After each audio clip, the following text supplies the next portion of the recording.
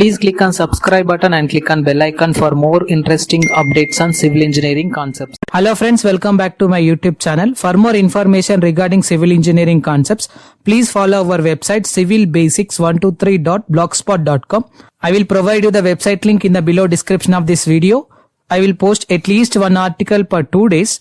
Please follow our blog civilbasics123.blogspot.com. In this video lecture, I will explain you design requirements of the slab. Okay, so these 7 points are the basic design requirements for the respective slab design. Okay, so if you want to design any one of the building section under consideration, basically the slab design is also one of the most important factor we need to consider before going through the submission of the output files. Okay, so in this video I will explain you what are the different types of the parameters we need to consider before designing of the slab. Okay, so these are the 7 points we need to keep in mind. Okay, first one is effective span. Okay, so basically the effective span will be depends upon the two types of the slab sections. One is related to the simply supported slab section, again one is related to the cantilever slab section. Okay, so first one is related to the simply supported slab section. Simply supported in the sense one end is fixed and another end is roller, otherwise one end is pinned and another one is roller section. Okay, so that is comes under your simply supported slab member. Okay, so if you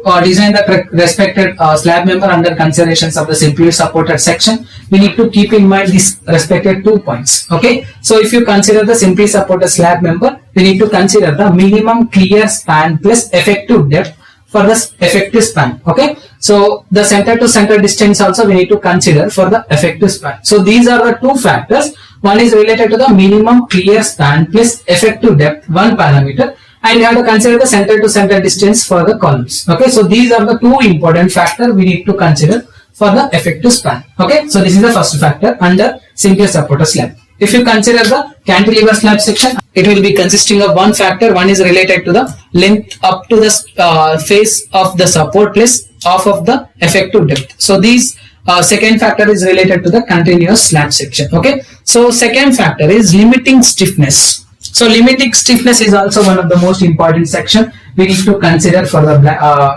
slab designing section. So in the limiting stiffness section, again it is also consisting of three types of the parameters. One is related to the continuous slab and simply supported slab, cantilever slab. Okay, so for the cantilever slab, first one under consideration of the cantilever slab, we need to consider the limiting stiffness value is 7 value. Okay, again for the simply supported slab, we need to consider the limiting stiffness is 20. Again for the continuous slab section, we need to take the limiting stiffness value is 26 here. Okay, so these are the minimum values we need to consider for the limiting stiffness. Okay, so next one, third one is minimum reinforcement value.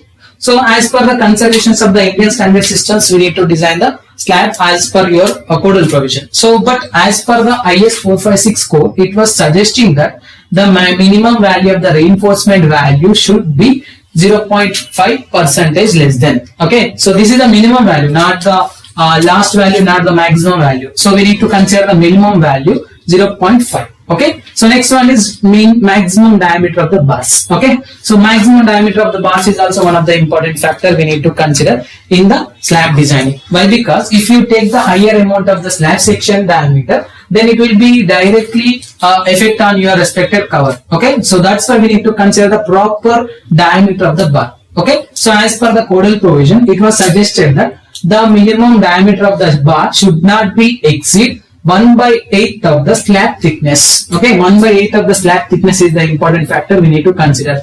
Okay, so the maximum diameter of the bar we need to consider should not be less than 1/8 of the slab thickness. For example, if I consider the slab thickness is 120 mm, then I need to consider the diameter of the bar should be 120 divided by your respected 8. 120 divided by 8. Okay, so let us consider 8 3 ja 2 ja. Okay, which is approximately equal to 15 mm diameter bar. It is getting, but we have to use 14 mm diameter bar or 15 mm diameter bar is the maximum dimensions for the respected bars. Okay, so this is the maximum value we need to consider for the diameter of the bar. Okay, so in the same process, spacing of the main reinforcement.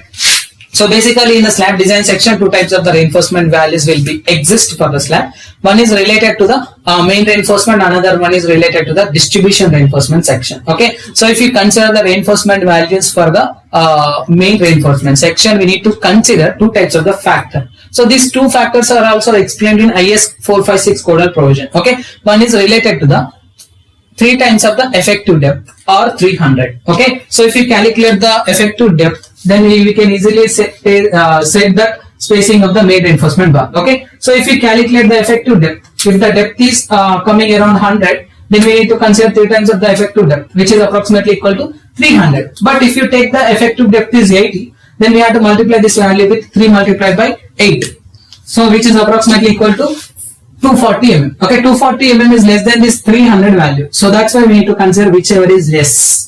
This is the spacing of the main reinforcement section. Okay, so we need to consider 3 times of the effective depth or 300 mm, whichever is less for the respected building design consideration. Okay, so next one is distribution reinforcement of the slab. Okay, so this is also one of the important factor we need to consider. So the distribution reinforcement of the slab should not be less than 0.15 percentage. This is the important step. Okay, so distribution bar of the reinforcing bars should not be less than 0.5 percentage. This is the main parameter we need to consider in slab design. And the last factor is cover to reinforcement. Okay, so the minimum cover we need to consider for the reinforcement section for the main or distribution reinforcement is approximately 20 mm. So 20 mm is the minimum cover we need to consider for the building design section. Okay, so these are the 7 points which is comes under the design requirements of the slab as per your considerations of the building. Under that, one is effective span. So under effective span, it will be consisting of 2 types of the section. One is simply supported slab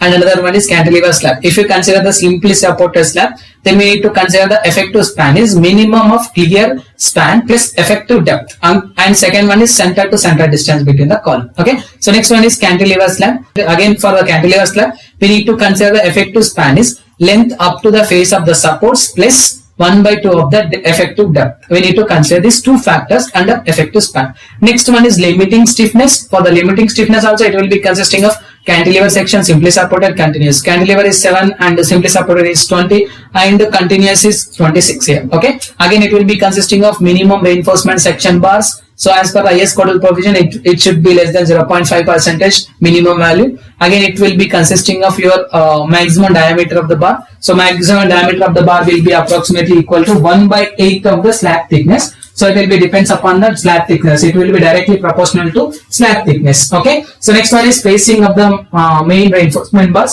So spacing of the main reinforcement bar, we need to consider 3 times of the effective depth or 300, whichever is less. Okay, again we have to consider the clear cover of the reinforcement bars. Okay, so the clear cover of the reinforcement bars minimum we need to consider here as 20 mm diameter. Okay, so this is the complete concepts which is regarding the design of the requirements of the slab section. So if you have any queries about this respective video, please try to text me your questions in the below comment box. I will try to give the answer for the respected questions.